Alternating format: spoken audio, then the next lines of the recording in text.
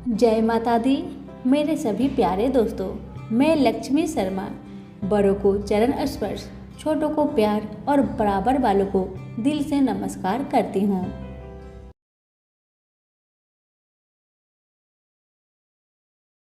प्रेम से बोलिए बृहस्पति देव की जय हो। आज है बृहस्पतिवार और मैं आप सभी को सुनाने जा रही हूँ भगवान बृहस्पति देव की कथा। कहते हैं कि जो भी भक्त श्रद्धा भक्ति के साथ बृहस्पति देव की कथा का श्रवण करता है या फिर पठन करता है, भगवान उसके दुख तकलीफ को हर लेते हैं, घर में अन्न धन के भंडार भर देते हैं। कथा को प्रेम पूर्वक जरूर सुने और अपनी सारी इच्छा को भगवान के सामने जरूर रखें। भगवान आपकी सारी इच्छा को जरूर पूरी करेंगे। प्रेम से बोलिए बृहस्पति देव की जय हो।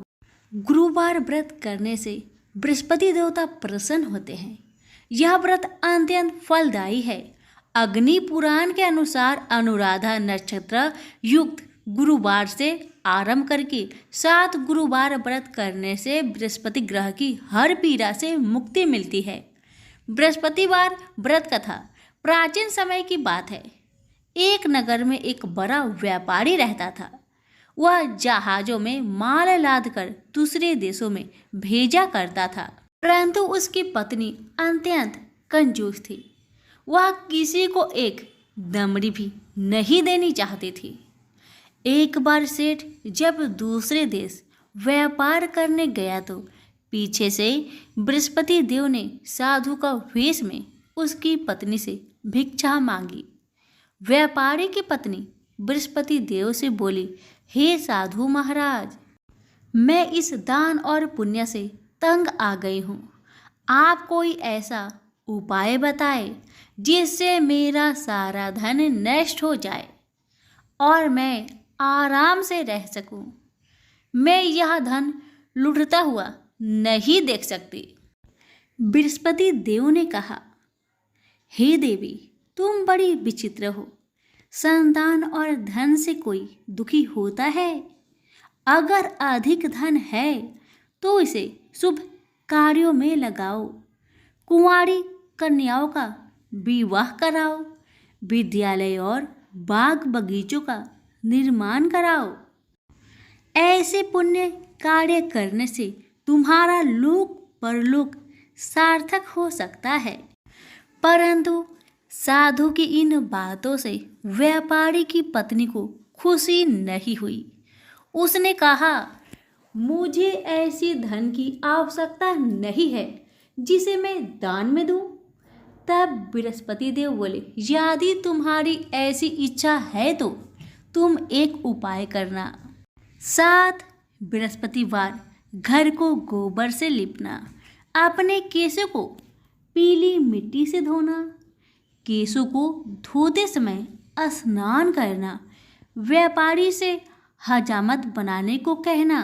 भोजन में मांस मदिरा खाना। कपड़े अपने घर धोना। ऐसा करने से तुम्हारा सारा धन नष्ट हो जाएगा। इतना कहकर बृहस्पति देव अंतर्ध्यान हो गए। व्यापारी की पत्नी ने बृहस्पति देव के कहे अनुसार 7 बृहस्पतिवार वैसा ही करने का निश्चय किया। केवल 3 बृहस्पतिवार बीते थे कि उसके समस्त धन संपत्ति नष्ट हो गई और वह परलोक सिधार गई। जब व्यापारी वापस आया तो उसने देखा कि उसका सब कुछ नष्ट हो चुका है। उस व्यापारी ने अपनी पुत्री को सत्वाना दी और दूसरे नगर जाकर बस गया। वहाँ वह जंगल से लकड़ी काटकर लाता और शहर में बेचता। इस तरह वह अपना जीवन व्यतीत करने लगा। एक दिन उसकी पुत्री ने दही खाने की इच्छा प्रकट की, लेकिन व्यापारी के पास दही खरीदने के पैसे नहीं थे। वह अपनी पुत्री को अवशासन देकर जंगल में लकड़ी काटने चला गया। वहाँ एक वृक्ष के नीचे बैठ अपनी पूर्व दशा पर विचार कर रोने लगा। उस दिन बृहस्पतिवार था। तभी वहाँ बृहस्पति देव साधु के रूप में सेठ के पास आए और बोले, हे मनुष्य, तू इस जंगल में किस चिंता से बैठा है? तब व्यापारी बोला, हे महाराज, आप सब कुछ जानते हैं। इतना कहकर व्यापारी अपनी कहानी सुनाकर रो पड़ा।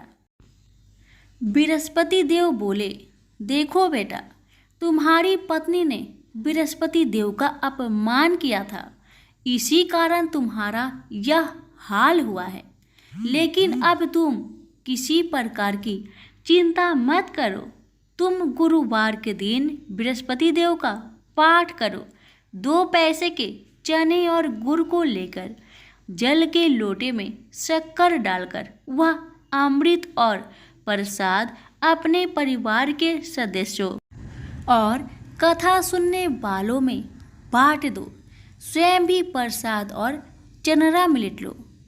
भगवान तुम्हारा अवश्य कल्याण करेंगे।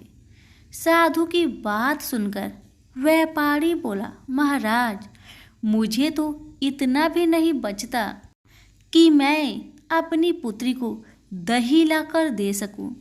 इस पर साधु जी बोले, तुम लकड़ियां शहर में बेचने जाना। तुम्हें लकड़ियों के दाम पहले से चौगुने मिलेंगे, जिससे तुम्हारे सारे कार्य सिद्ध हो जाएंगे। उसने लकड़ियां काटी और शहर में बेचने के लिए चल पड़ा। उसकी लकड़ियां अच्छे दाम में बिक गई, जिससे उसने अपनी पुत्री के लिए दही लिया और गुरुवार की कथा हेतु चना गुड़ लेकर कथा की और प्रसाद बांटकर स्वयं भी खाया। उसी दिन परंतु अगले बृहस्पतिवार को वह कथा करना भूल गया। अगले दिन वहां के राजा ने एक बड़े यज्ञ का आयोजन कर पूरे नगर के लोगों के लिए भोज का आयोजन किया। राजा की आज्ञा अनुसार पूरा नगर राजा के महल में भोज करने गया, लेकिन व्यापारी व उसकी पुत्री तनिक विलंब से पहुंचे। अतः उन दोनों को राजा ने महल में ले जाकर भोजन करवाया। जब वे दोनों लौटकर आए तब रानी ने देखा कि उसका खूंटी पर टंगा हार गायब है। रानी को व्यापारी और उसकी पुत्री पर संदेह हुआ कि उसका हार उन दोनों ने ही चुराया है। राजा के आज्ञा से उन दोनों को कारावास की कोठरी में कैद कर दिया गया। कैद में पड़कर दोनों अत्यंत दुखी हुए। वहां उन्होंने बृहस्पति देवता का स्मरण किया। बृहस्पति देव ने प्रकट होकर व्यापारी को उसकी भूल का आभास कराया और उन्हें सलाह दी कि गुरुवार के दिन कैद खाने के दरवाजे पर तुम्हें 2 पैसे मिलेंगे। उनसे तुम चने और मुनक्का मंगवाकर विधि पूर्वक बृहस्पति देवता का पूजन करना। तुम्हारे सब दुख दूर हो जाएंगे। बृहस्पतिवार को कैद खाने के द्वार पर उन्हें 2 पैसे मिले। बाहर सड़क पर एक स्त्री जा रही थी। व्यापारी ने उसे बुलाकर गुड़ और चने लाने को कहा। इस पर वह स्त्री बोली, मैं अपने बहू के लिए गहने लेने जा रही हूँ, मेरे पास समय नहीं है। इतना कहकर वह चली गई। थोड़ी देर बाद वहां से एक और स्त्री निकली। व्यापारी ने उसे बुलाकर कहा कि हे बहन, मुझे बृहस्पतिवार की कथा करनी है, तुम मुझे 2 पैसे का गुड़ चना ला दो। बृहस्पति देव का नाम सुनकर वह स्त्री बोली, भाई, मैं तुम्हें अभी गुड़ चना लाकर देती हूँ। मेरा एकलौता पुत्र मर गया है, मैं उसके लिए कफन लेने जा रही थी, लेकिन मैं पहले तुम्हारा काम करूँगी, उसके बाद अपने पुत्र के लिए कफन लाऊंगी। वह स्त्री बाजार से व्यापारी के लिए गुड़ चना ले आई और स्वयं भी बृहस्पति देव की कथा सुनी। कथा के समाप्त होने पर वह स्त्री कफन लेकर घर गई। घर पर लोग उसके पुत्र की लाश को राम नाम सत्य है कहते हुए शमशान ले जाने की तैयारी कर रहे थे। स्त्री बोली, मुझे अपने लड़के का मुख देख लेने दो। अपने पुत्र का मुख देखकर उस स्त्री ने उसके मुख में प्रसाद और चंद्रामिनट डाला। प्रसाद और चंद्रामृत के प्रभाव से वह पुनः जीवित हो गया। उसी रात बृहस्पति देव राजा के सपने में आए और बोले, हे राजन, तूने जिस व्यापारी और उसके पुत्री को जेल में कैद कर रखा है वह बिल्कुल निर्दोष है। तुम्हारी रानी का हार वही खूंटी पर टांगा है। दिन निकलता तो राजा रानी ने हार खूंटी पर लटका हुआ पाया। राजा ने उस व्यापारी और उसकी पुत्री को रिहा कर दिया और उन्हें आधा राज्य देकर उसकी पुत्री का विवाह उच्च कुल में कराकर दहेज में हीरे जवाहरात दिए। सभी प्रेम से बोलिए, बृहस्पति देव की जय हो।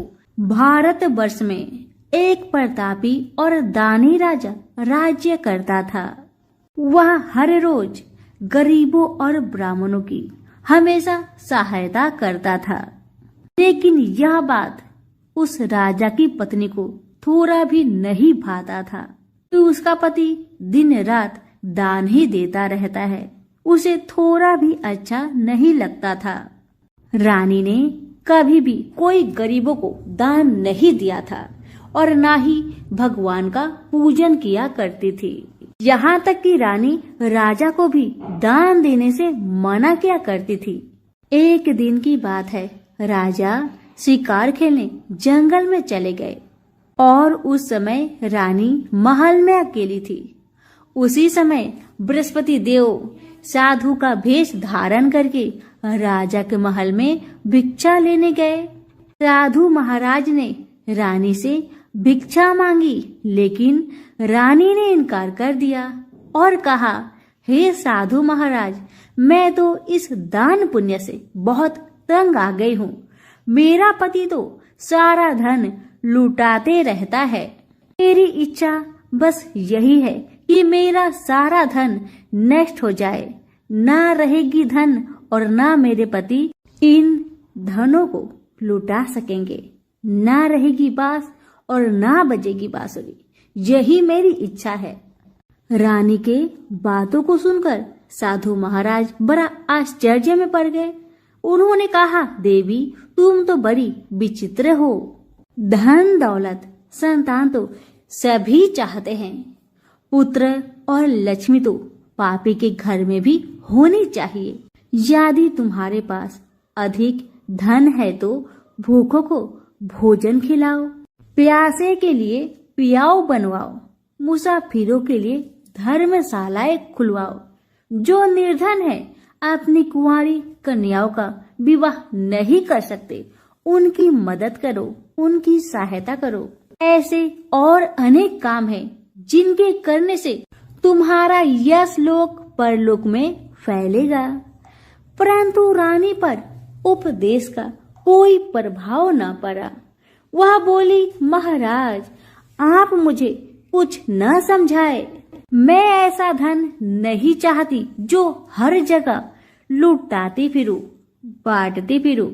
साधु महाराज ने उत्तर दिया। साधु महाराज ने कहा, यदि तुम्हारी ऐसी इच्छा है तो तुम्हारी इच्छा पूरी होगी। तुम ऐसा करना कि बृहस्पतिवार को घर को लीपकर पीली मिट्टी से अपना सिर को धोकर स्नान करना, भट्टी चढ़ाकर कपड़े धोना। ऐसा करने से तुम्हारा सारा धन नष्ट हो जाएगा। इतना कहकर वह साधु महाराज वहां से अंतर्ध्यान हो गए। साधु महाराज ने जैसा कहा था, रानी ने बिल्कुल वैसा ही किया। केवल 3 बृहस्पतिवार ही बीते थे कि उसकी समस्त धन संपत्ति नष्ट हो गई। भोजन के लिए राजा का परिवार तरसने लगा। इसी तरह से बहुत कष्ट से समय बीतने लगा। तब एक दिन जाकर राजा ने रानी से बोला कि हे रानी, तुम यहीं रहो, मैं कहीं बाहर दूसरे देश में जाता हूँ, क्योंकि यहाँ पर सभी लोग मुझे पहचानते हैं। इसलिए मैं यहाँ पर कोई छोटा मोटा काम नहीं कर सकता। ऐसा कहकर राजा प्रदेश चला गया। वहां जाकर जंगल से लकड़ी काट कर लाता और शहर में बेचा करता था। इसी तरह से अपना जीवन व्यतीत करने लगा। इधर राजा के प्रदेश जाते ही रानी और दासी दोनों दुखी रहने लगे। एक बार जब रानी और दासी को 7 दिन तक बिना भोजन का रहना पड़ा था, तो रानी ने अपनी दासी से कहा, हे दासी, पास के ही नगर में मेरी बहना रहती है, वह बड़ी धनवान है। तू उसके पास जा और कुछ मांग कर लेकर आ, ताकि थोड़ा बहुत गुजर बसर हम दोनों का हो सके। रानी की बातें सुन दासी रानी की बहन के घर गई। जिस दिन दासी रानी की बहन के घर गई, उस दिन गुरुवार का दिन था और रानी की बहन उस समय बृहस्पतिवार की व्रत कथा सुन रही थी। दासी ने रानी की बहन को अपनी रानी का संदेश दिया, मगर रानी की बड़ी बहन ने कोई उत्तर नहीं दिया। जब दासी को रानी की बहन से कोई उत्तर नहीं मिला तो बेचारी बहुत दुखी हुई और उसे क्रोध भी आया कि रानी की बहन ने उसे उत्तर नहीं दिया। लेकिन उदास मन से दासी रानी के पास चली आई और रानी को अपनी सारी बात कह सुनाई। यह सुनकर रानी ने अपने भाग्य को कोसा। उधर रानी की बहन ने सोचा कि मेरी बहन की दासी आई थी, परंतु मैं उससे नहीं बोली, इससे वह बहुत दुखी हुई होगी। यह सोचकर बेचारी कथा सुनकर और पूजन समाप्त करके वह अपनी बहन के घर आई और कहने लगी, ए बहन, मैं बृहस्पतिवार का व्रत कर रही थी। तुम्हारी दासी मेरे घर आई थी, परंतु जब तक कथा होती है तब तक ना तो उठते हैं और ना ही बोलते हैं, इसलिए मैं कुछ नहीं बोली। कहो दासी, क्यों आई थी? दासी ने कुछ नहीं कहा, मगर रानी बोली, बहन, तुमसे क्या छिपाऊं? हमारे घर में खाने तक को अनाज नहीं था। ऐसा कहते कहते रानी की आंखें भर आई। उसने दासी समेत पिछले 7 दिनों से भूखे रहने तक की बात अपनी बहन को विस्तार पूर्वक कह सुनाई। रानी की बात सुनकर रानी की बहन ने कहा, देखो बहन, भगवान बृहस्पति देव सबकी मनोकामना को पूर्ण करते हैं। देखो, शायद तुम्हारे घर में कहीं अनाज रखा हो। पहले तो रानी को इस बात का थोड़ा भी भरोसा नहीं हुआ, पर बहन के आग्रह करने पर उसने अपनी दासी को घर के अंदर भेजा तो सचमुच अनाज से भरा एक घड़ा मिल गया। यह देखकर दासी को बड़ा हैरानी हुई। अब दासी कहने लगी रानी से, हे रानी, जब हमको भोजन नहीं मिलता तब हम क्या करते थे? व्रत ही तो करते थे। इसलिए क्यों ना इनसे व्रत की कथा और विधि पूछ ली जाए, ताकि हम भी व्रत कर सके। दासी की बात मानकर रानी ने अपने बहन से बृहस्पतिवार की व्रत के बारे में पूछा। उसकी बहन ने बताया, बहन, बृहस्पतिवार के व्रत में चने की दाल और मुनक्का से विष्णु भगवान का केले के जड़ में पूजन करे और दीपक जलाए और कथा भी सुने और पीला भोजन ही करना चाहिए। इससे बृहस्पति देव प्रसन्न होते हैं। व्रत का पूजन और विधि बताकर रानी की बहन अपने घर को लौट आई। जब 7 दिन के बाद गुरुवार आया तो रानी और दासी ने गुरुवार का व्रत रखा। घुड़सार में जाकर चना और गुड़ लेकर आई, फिर उससे केले की जड़ में तथा विष्णु भगवान का पूजन किया। पर अब परेशानी यह थी कि पीला भोजन कहाँ से आए। इस बात को लेकर दोनों बहुत दुखी थे। चूंकि उन्होंने व्रत रखा था, इसलिए बृहस्पति देव उनसे प्रसन्न थे। इसलिए वे ही एक साधु महाराज का रूप धारण करके 2 थालों में सुंदर पीला भोजन दासी को दे आए। भोजन पाकर दासी बहुत प्रसन्न हुई और फिर रानी के साथ मिलकर भोजन ग्रहण किया। और उसके बाद वे सभी गुरुवार को व्रत और पूजन करने लगी। बृहस्पति भगवान की कृपा से उनके पास फिर से धन संपत्ति आ गई, परंतु रानी फिर से पहले की तरह आलस्य करने लगी। तब दासी बोली, देखो रानी, तुम पहले भी इस प्रकार आलस्य करती थी। तुम्हें धन रखने में कष्ट होता था, इस कारण तुम्हारा सभी धन नष्ट हो गया। और अब जब भगवान बृहस्पति की कृपा से धन मिला है तो तुम्हें फिर से आलस्य होता है। रानी को समझाते हुए दासी कहती है कि बड़ी मुसीबतों के बाद हमने यह धन पाया है, अब हमें इसलिए दान पुण्य करना चाहिए, भूखे मनुष्य को भोजन कराना चाहिए और धन को शुभ कार्यों में खर्च करना चाहिए, जिससे तुम्हारे कुल का यश बढ़ेगा, स्वर्ग की प्राप्ति होगी और पितृ प्रसन्न होंगे। दासी की बात मानकर रानी अपना धन शुभ कार्य में खर्च करने लगी, जिससे पूरे नगर में रानी का यश फलने लगा। बृहस्पतिवार व्रत कथा के बाद श्रद्धा के साथ आरती की जानी चाहिए।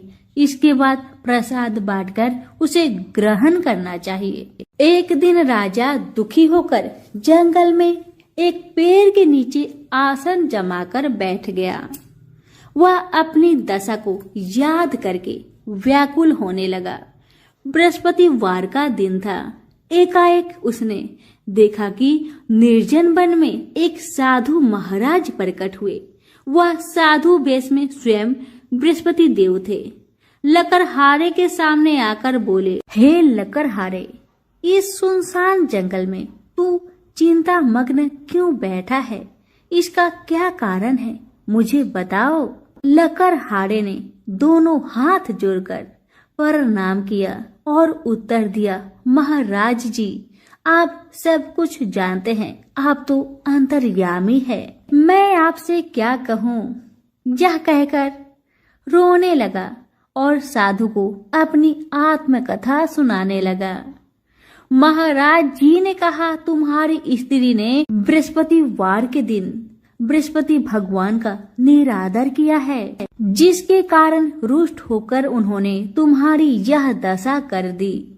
अब तुम चिंता को दूर करके मेरे कहने पर चलो तो तुम्हारे सब कष्ट दूर हो जाएंगे और भगवान पहले से भी अधिक संपत्ति देंगे।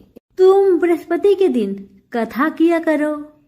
2 पैसे के चने मुनक्का लाकर उनका प्रसाद बनाओ और शुद्ध जल से लोटे में शक्कर मिलाकर अमृत तैयार करो।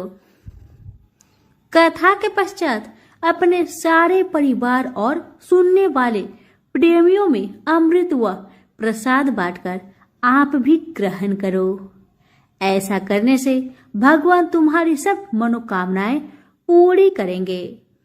साधु महाराज के ऐसे वचन सुनकर लकड़हारा बोला, हे प्रभु, मुझे लकड़ी बेचकर इतना पैसा नहीं मिलता जिससे मैं भोजन के उपरांत कुछ भी बचा सकूं।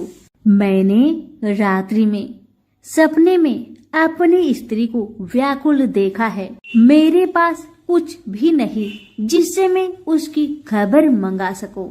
साधु ने कहा, हे लकड़हारे, तुम किसी बात की चिंता मत करो। बृहस्पति के दिन तुम रोजाना की तरह लकड़ियां लेकर शहर को जाओ।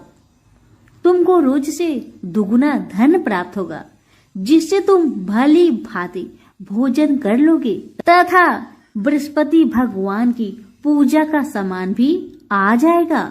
इतना कहकर साधु महाराज अंतर ध्यान हो गए।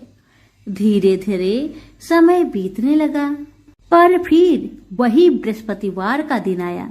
लकड़हारा जंगल से लकड़ी काटकर किसी शहर में बेचने गया। उसे उस दिन से और दिन से अधिक पैसा मिला। राजा ने चना गुड़ आदि लाकर गुरुवार का व्रत किया। उस दिन से उसके सभी कलेश दूर हुए।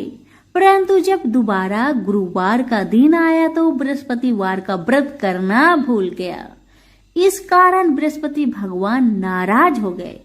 उस दिन उस नगर के राजा ने विशाल यज्ञ का आयोजन किया तथा शहर में यह घोषणा करा दी कि कोई भी मनुष्य अपने घर में भोजन न बनाए, न आग जलाए। समस्त जनता मेरे यहाँ भोजन करने आए। इस आज्ञा को जो नहीं मानेगा उसे फांसी की सजा दी जाएगी। इस तरह की घोषणा संपूर्ण नगर में करवा दी गई। राजा की आज्ञा अनुसार शहर के सभी लोग भोजन करने गए, लेकिन लकड़हारा कुछ देर से पहुंचा, इसलिए राजा उसको अपने साथ घर ले गए और ले जाकर भोजन कराया। तो रानी की दृष्टि उस खूंटी पर पड़ी जिस पर उसका हार लटका हुआ था। वह वहां पर दिखाई नहीं दिया। राजा ने निश्चय किया कि मेरा हार इस मनुष्य ने चुरा लिया है। उसी समय सिपाहियों को बुलाकर उसको कारागार में डलवा दिया गया। जब लकड़हारा कारागार में पड़ गया और बहुत दुखी होकर विचार करने लगा कि न जाने कौन से पूर्व जन्म के कर्म से मुझे यह दुख प्राप्त हो रहा है, और उसी साधु को याद करने लगा जो जंगल में मिला था। उसी समय तत्काल बृहस्पति देव साधु के रूप में प्रकट हुए और उसकी दशा को देखकर कहने लगे, अरे मूर्ख, तूने बृहस्पति देव की कथा नहीं करी, इस कारण तुझे दुख प्राप्त हुआ है। अब चिंता मत कर, बृहस्पतिवार के दिन कारागार के दरवाजे पर तुझे 4 पैसे पड़े मिलेंगे। उनसे तू बृहस्पति देव की पूजा करना, तेरे सभी कष्ट दूर हो जाएंगे। बृहस्पतिवार के दिन उसे 4 पैसे मिले, जैसे साधु महाराज ने बताया था।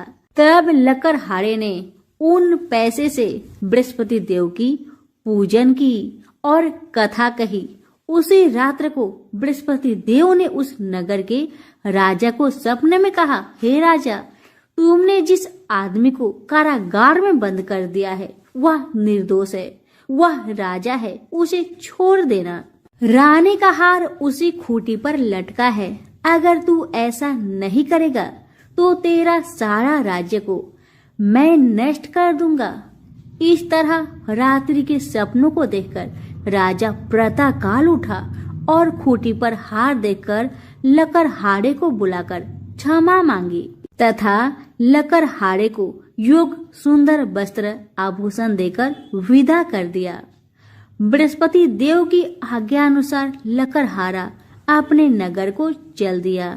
राजा जब अपने नगर के निकट पहुंचा तो उसे बड़ा आश्चर्य हुआ। नगर में पहले से अधिक बाग, तालाब, कुएं तथा बहुत सी धर्मशाला, मंदिर बन गई है। राजा ने पूछा, यह किसका बाग और धर्मशाला है? तब नगर के सब लोग कहने लगे, यह सब रानी और बांदी के है। तो राजा बहुत आश्चर्य हुआ और गुस्सा भी आया, ये सोचकर कि इतना धन दौलत कहाँ से आया मेरी गैर हाजिरी में। जब रानी ने यह खबर सुना कि राजा आ रहे हैं तो उन्होंने बांदी से कहा कि हे दासी, देख, राजा हमको कितनी बुरी हालत में छोड़कर गए थे। हमारी ऐसी हालत देखकर वह लौट न जाए, इसलिए तू दरवाजे पर खड़ी हो जा। आज्ञा अनुसार दासी दरवाजे पर खड़ी हो गई। राजा आए तो दासी ने उन्हें अपने साथ लेकर आई। तब राजा ने क्रोध करके अपनी रानी से पूछा कि यह धन तुम्हें कैसे प्राप्त हुआ? तब उन्होंने कहा, हमें ये सब धन बृहस्पति देव के इस व्रत के प्रभाव से प्राप्त हुआ है। राजा ने निश्चय किया कि 7 रोज बाद तो सभी बृहस्पति देव का पूजन करते हैं, परंतु मैं प्रतिदिन में 3 बार कहानी तथा रोज व्रत किया करूंगा। अब हर समय राजा के दुपट्टे में चने की दाल बंधी रहती तथा दिन में 3 बार कहानी कहता। एक रोज राजा ने विचार किया कि चलो अपनी बहन के यहाँ हो आते हैं। इस तरह निश्चय कर राजा घोड़े पर सवार हो अपनी बहन की यहाँ को चलने लगा। मार्ग में उसने देखा कि कुछ आदमी एक मुर्दे को ले जा रहे थे। राजा ने उन्हें रोककर कहा, अरे भाइयों, मेरी बृहस्पति देव की कथा सुन लो। सभी लोग कहने लगे, हमारा तो आदमी मर गया है, तुमको अपनी कथा की पड़ी है। परंतु एक आदमी बोला, अच्छा तुम कहो, मैं तुम्हारी कथा सुनूंगा। राजा ने दाल निकाली और जब कथा आधी हुई थी कि मुर्दा हिलने लगा, और जब कथा समाप्त हो गई तो राम राम करके मनुष्य उठकर खड़ा हो गया। आगे मार्ग में उसे एक किसान का खेत में हल चलाता मिला। राजा ने उसे देख और उससे बोला, अरे भाई, तुम मेरी बृहस्पतिवार की कथा सुन लो। किसान बोला, जब तक मैं तेरी कथा सुनूंगा तब तक 4 हड़ैया जोत लूंगा। जा अपनी कथा किसी और को सुनाना। इस तरह राजा आगे चलने लगा। राजा के हटते ही बैल पछाड़ खाकर गिर गए तथा किसान के पेट में बड़ी जोर का दर्द होने लगा। उस समय उस किसान की माँ अपने बेटे के लिए रोटी लेकर आई। उसने यह सब देखा तो अपने पुत्र से सब हाल पूछा, तो बेटे ने सभी हाल माँ को सुना दिया। अब तो बुढ़िया माई दौड़ी दौड़ी उस घोड़ सवार के पास गई और उनसे बोली कि मैं तेरी कथा सुनूंगी, तू अपनी कथा मेरी खेत पर चलकर कहना। राजा ने बूढ़ी माई के खेत पर जाकर कथा कही, जिससे सुनते ही वह बैल उठकर खड़ा हो गया तथा किसान के पेट का दर्द भी ठीक हो गया। राजा अपनी बहन के घर पहुंचा। बहन ने अपनी भाई की खूब खातिरदारी की। दूसरे रोज प्रातःकाल राजा जागा तो वह देखने लगा कि सब लोग भोजन कर रहे हैं। राजा ने अपनी बहन से कहा, ऐसा कोई मनुष्य है जिसने भोजन नहीं किया हो और जो मेरी बृहस्पतिवार की कथा सुन ले। बहन बोली, हे भैया, यह देश ऐसा ही है कि पहले यहाँ लोग भोजन करते हैं, बाद में अन्य काम करते हैं। अगर कोई पड़ोस में हो तो देख आओ। वह ऐसा कहकर देखने चली गई, परंतु उसे कोई ऐसा व्यक्ति नहीं मिला जिसने भोजन ना किया हो। आता वह एक कुम्हार के घर गई, जिसका लड़का बीमार था। उसे मालूम हुआ कि उनके यहाँ 3 रोज से किसी ने भोजन नहीं किया है। रानी ने अपने भाई की कथा सुनने के लिए कुम्हार से कहा। वह तैयार हो गया। राजा ने जाकर बृहस्पतिवार की कथा कही, जिसको सुनकर उसका लड़का ठीक हो गया। अब तो राजा की प्रशंसा होने लगी। एक रोज राजा ने अपनी बहन से कहा कि हे बहन, हम अपने घर को जाएंगे, तुम भी तैयार हो जाओ। राजा की बहन ने अपनी सास से कहा। सासू माँ ने कहा, हाँ चली जाओ, परंतु अपने लड़के को मत ले जाना, क्योंकि तेरा भाई का कोई औलाद नहीं है। बहन ने अपने भैया से कहा, हे भैया, मैं तो चलूंगी, पर कोई बालक नहीं जाएगा। राजा बोला, जब कोई बालक नहीं चलेगा तब तुम ही क्या करोगी जाके। बड़े दुखी मन से राजा अपने नगर को लौट आया। राजा ने अपनी रानी से कहा, हम निर्वंशी है, हमारा मुंह देखने का धर्म नहीं है और कुछ भोजन आदि नहीं किया। रानी बोली, हे प्रभु, बृहस्पति देव ने हमें सब कुछ दिया है, वह हमें औलाद अवश्य देंगे, आप भरोसा रखे। उसी रात को बृहस्पति देव ने राजा से सपने में कहा, हे राजा, उठ, तुम सभी सोच को त्याग दे, तेरी रानी गर्भ से है। राजा यह बात सुनकर बड़े प्रसन्न हुए। रानी के गर्भ से 9वें महीने में एक सुंदर पुत्र ने जन्म लिया। तब राजा बोला, हे रानी, स्त्री बिना भोजन के रह सकती है, पर बिना कहे नहीं रह सकती। जब मेरी बहन आए तुम उससे कुछ मत कहना। रानी ने सुनकर हाँ कर दिया। जब राजा की बहन ने यह शुभ समाचार सुना तो बहुत प्रसन्न हुई तथा बधाई लेकर अपने भाई के यहाँ आई। तभी रानी ने कहा, घोड़ा चढ़कर तो नहीं आई, गधा चढ़ी आई। रानी की यह बात सुन राजा की बहन बोली, भाभी, मैं इस प्रकार न कहती तो तुम्हें औलाद कैसे मिलती। बृहस्पति देव ऐसे ही हैं, जैसी जिसकी मन में कामनाएं हैं सभी को पूर्ण करते हैं। जो सद्भावना पूर्वक बृहस्पतिवार का व्रत करता है एवं कथा पढ़ता है अथवा सुनता है या दूसरों को सुनाता है, बृहस्पति देव उसकी सभी मनोकामना पूर्ण करते हैं। और भगवान बृहस्पति देव सबकी सदैव रक्षा करते हैं।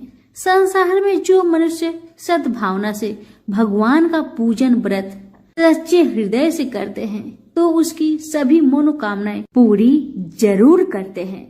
जैसी सच्ची भावना से रानी और राजा ने उनकी कथा का गुणगान किया तो उनकी सभी इच्छाएं बृहस्पति देव जी ने पूर्ण किया। इसलिए पूर्ण कथा सुनने के बाद प्रसाद लेकर जाना चाहिए। हृदय से उसका मनन करते हुए जयकारा बोलना चाहिए। तो सभी प्रेम से बोलिए, बृहस्पति देव की जय हो, विष्णु भगवान की जय हो। कथा अच्छी लगी तो लाइक शेयर जरूर करें।